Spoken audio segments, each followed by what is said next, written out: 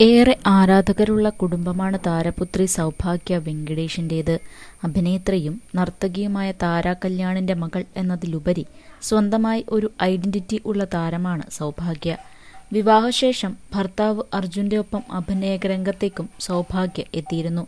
സ്വന്തമായി നൃത്തവിദ്യാലയം നടത്തുന്ന സൗഭാഗ്യ അതിന്റെ തിരക്കുകളിലാണ്. മകളുടെ കാര്യങ്ങൾക്കൊപ്പം തിരക്കുള്ള നൃത്ത അധ്യാപികയായും സൗഭാഗ്യ ഇപ്പോൾ മാറിക്കഴിഞ്ഞു. തന്റെ വിശേഷങ്ങളെല്ലാം സോഷ്യൽ മീഡിയ വഴി പങ്കുവയ്ക്കാറുമുണ്ട് താരം. ഇപ്പോഴിതാ ഡോഗ് ഷോയിൽ പങ്കെടുത്ത് സമ്മാനം വാങ്ങി തിരികെ എത്തിയിരിക്കുകയാണ് സൗഭാഗ്യ. തിരുവനന്തപുരത്ത് നടന്ന ഡോഗ് ഷോയിലാണ് സൗഭാഗ്യയും പങ്കെടുത്തത്. ഇതിലാണ് താരത്തിന് സമ്മാനം നേടാനായത്. സെക്കൻഡ് ലേഡി ഹാൻഡ്ലർ എന്ന ടാഗിലാണ് താരം സമ്മാനം കരസ്ഥമാക്കിയത്. സൗഭാഗ്യയും അർജുനും ട്രോഫിയുമായി നിൽക്കുന്ന ചിത്രങ്ങളും വീഡിയോയും വൈറലായിരുന്നു. കേരളത്തിലെ ആദ്യത്തെ ലേഡി ഹാൻഡ്ലർ ഡോഗ് ഷോയാണ് കഴിഞ്ഞ ദിവസം തിരുവനന്തപുരത്ത് നടത്തിയത്.